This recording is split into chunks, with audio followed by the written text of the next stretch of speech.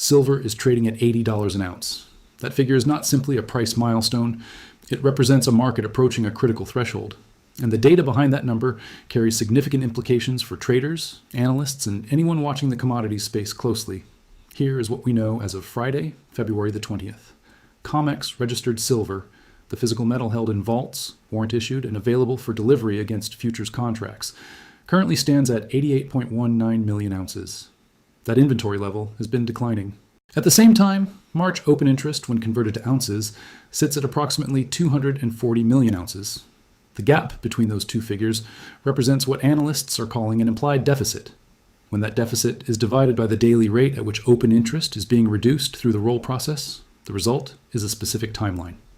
At Thursday's roll pace of 30 million ounces per day, that timeline points to COMEX registered silver inventory being exhausted around February the 27th. It is important to be precise about what that means. It does not mean a market default is expected next Friday. What it means is that the roll process must continue at its current pace, or physical silver inflows must materialize in meaningful quantities for the March contract month to clear without stress. Thursday's roll pace hit the required target, but that represents one day of data. Whether that pace holds through the remaining March settlement window remains the key variable to watch. Beyond March, analysts point to April as the next pressure point. Unless new silver enters COMEX vaults in significant quantities over the coming weeks, the structural shortage picture does not improve when the calendar turns to the next contract month. Adding further texture to this picture, approximately 200 February contracts are still showing what is being described as sticky open interest.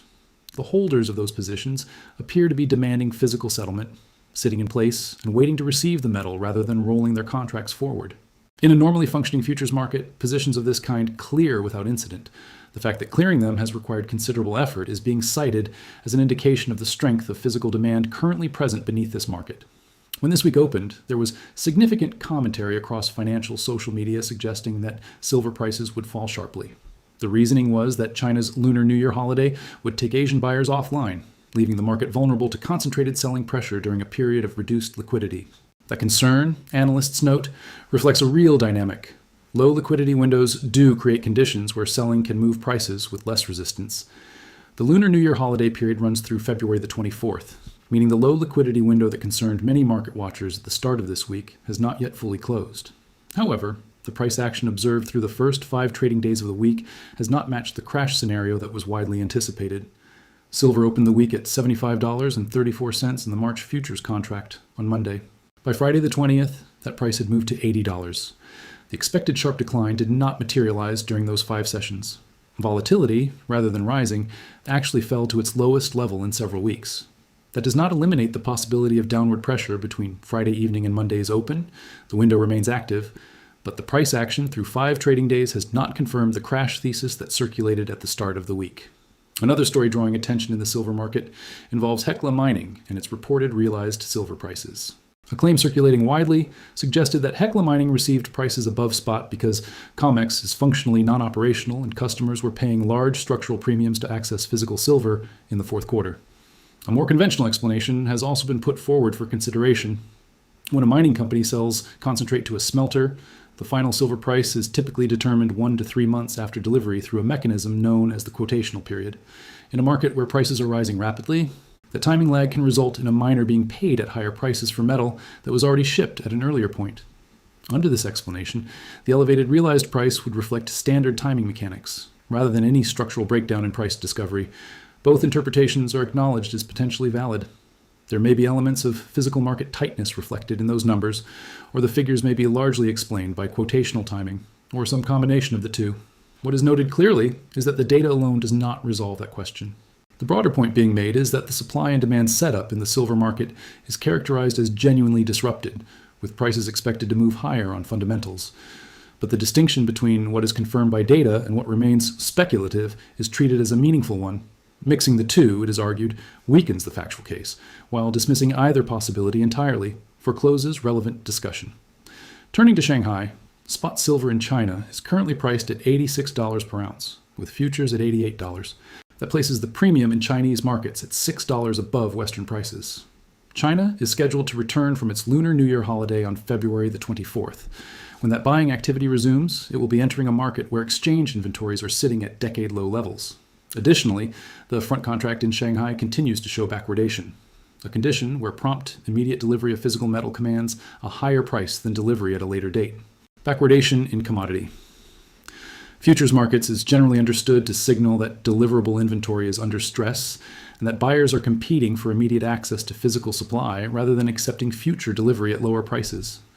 Stepping back from the metals market specifically, the macroeconomic backdrop has shifted in a way that is now directly relevant to the conditions surrounding silver and hard assets more broadly.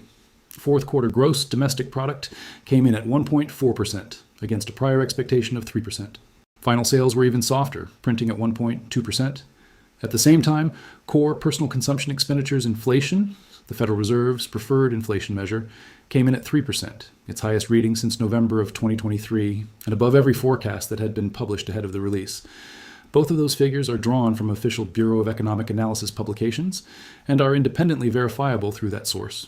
The combination of those two data points, slower economic growth alongside stickier inflation, is significant for monetary policy. That combination removes the Federal Reserve's ability to reduce interest rates as a mechanism for relieving economic pressure, because cutting rates in an environment of above-target inflation would risk accelerating price increases further. Historically, periods characterized by slowing growth and persistent inflation have driven capital toward hard assets, as confidence in paper-based financial instruments comes under pressure. The GDP and core PCE figures released this week have placed the current environment closer to that historical pattern. On the geopolitical front, the United States has assembled what is being described as its largest military presence in the Middle East since the 2003 Iraq invasion. The force includes 2 aircraft carriers, 12 warships, fighter jets including F-35s and F-22s, and air defense systems positioned in the region. Prediction market odds of a United States military strike on Iran by March the 31st have moved to 61%, with over $322 million in volume traded on that specific outcome. Oil prices have responded to the elevated geopolitical risk, and when energy prices move on geopolitical factors, the broader inflation picture is affected, a dynamic that feeds directly back into the conditions surrounding hard assets such as silver and gold. Also drawing attention in the gold market is an unusual options position that has accumulated on COMEX. Over 11,000 call contracts have been placed at strike prices ranging from $15,000 to $20,000 per ounce. With expiration in December, gold is currently trading at $5,028 per ounce in Western spot markets.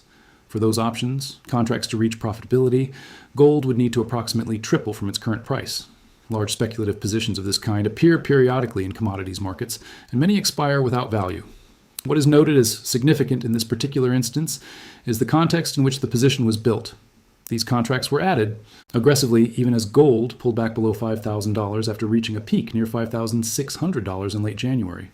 The position is characterized as a data point rather than a directional prediction, and independent verification through COMEX records is recommended. Before moving to the technical picture, a set of risk factors is laid out clearly and without dismissal.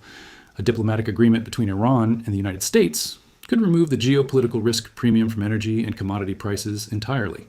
The GDP weakness recorded in the fourth quarter could trigger broad risk-off selling that pulls metals prices lower alongside equities. The COMEX roll pace meeting its daily target on Thursday represents a single day of data and does not guarantee that pace will be sustained through the remaining March settlement window. China's return from the Lunar New Year holiday could prove more measured in its buying activity than current conditions might suggest. And silver as move through a key resistance level can produce a consolidation or pullback before any further price continuation occurs. Each of these outcomes is presented as a genuine risk that does not invalidate the structural supply picture, but reflects the real difference between probability and certainty in market analysis. On the technical side, silver has moved above the previous Friday high from February the 13th at $79, a level that had been acting as resistance. For price action to demonstrate continuation rather than using that breakout as a distribution zone, the price should not close back below the 3 o'clock in the morning New York time hourly candle that reclaimed that level, with that candle's low serving as the reference line. The resistance zone overhead is identified at $81 to $82.25. That zone needs to be cleared with conviction and without extended consolidation inside it. Prolonged sideways movement within that zone risks converting momentum from continuation into distribution. The 150 exponential moving average on the hourly chart is currently sitting below price at $78, a level that previously acted as resistance and is now being watched as the first meaningful technical floor on any pullback. As this trading week draws to a close, The silver market presents a picture defined by several intersecting data points, each of which carries specific implications for what comes next. Taken together, those data points form a status report on a market that has reached a notable juncture, and the variables now in motion will determine how the weeks ahead unfold. Beginning with COMEX inventory, registered silver continues its drawdown. The roll pace hit its required daily threshold on Thursday for the first time, a development that is noted as promising. However, one day of data does not constitute a confirmed trend. That roll pace must hold through the remaining settlement days of the March contract for the market to clear without stress. The daily registered inventory figures published in COMEX vault reports remain the live variable that will reflect real conditions before any broader headline captures them. Those reports are publicly available and independently verifiable. The approximately 200 February contracts, still showing sticky open interest, continue to represent holders demanding physical delivery rather than rolling their positions forward. In a market where physical supply is already the central point of pressure, that persistent demand for actual metal settlement adds a layer of complexity to the clearing process that has not yet fully resolved. In Shanghai, the $6 premium of Chinese silver prices above Western spot levels remains in place as China prepares to return from its Lunar New Year holiday on February the 24th. Exchange inventories in Shanghai are sitting at decade-low levels, and the front contract continues to show backwardation, signaling that the market is placing a higher value on immediate physical delivery than on future delivery. When Chinese buying activity resumes following the holiday, it will be re-entering a market structured around those conditions. On the macroeconomic front, the data released this week has materially shifted the backdrop.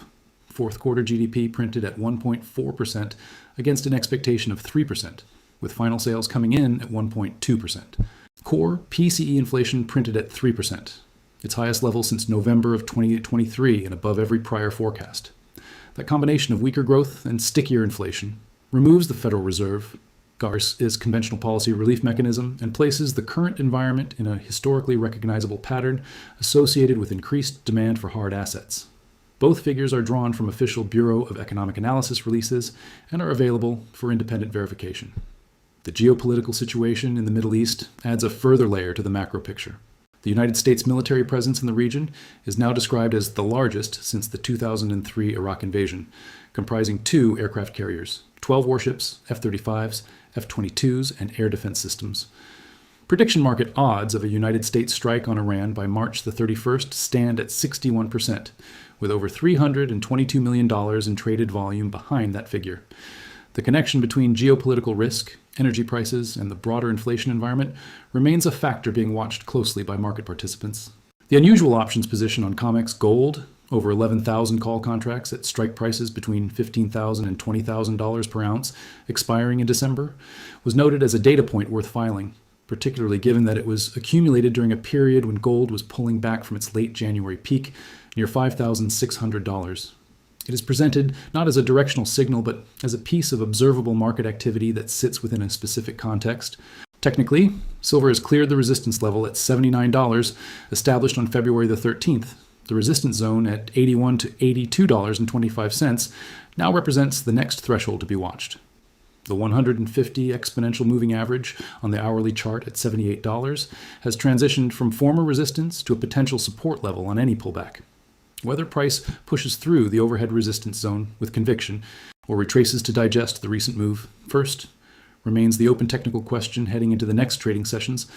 The central unresolved question going forward is not whether the structural supply picture in silver has changed. The data indicates it has not improved. The question is whether COMEX physical inflows materialize in sufficient quantity before April to alter the deficit mathematics currently in place. If they do not, the market enters the next contract month with the same supply gap still running. The vault data, updated daily and publicly available COMEX reports, will reflect that answer in real time before it appears anywhere else. All of the data referenced in this report, COMEX vault inventory figures, CFTC positioning data, Bureau of Economic Analysis, GDP and PCE releases, and COMEX options positioning, is drawn from public primary sources and is independently verifiable. That is where this report concludes. The data is on the record. The variables are identified, and the sessions ahead will determine how each of them resolves.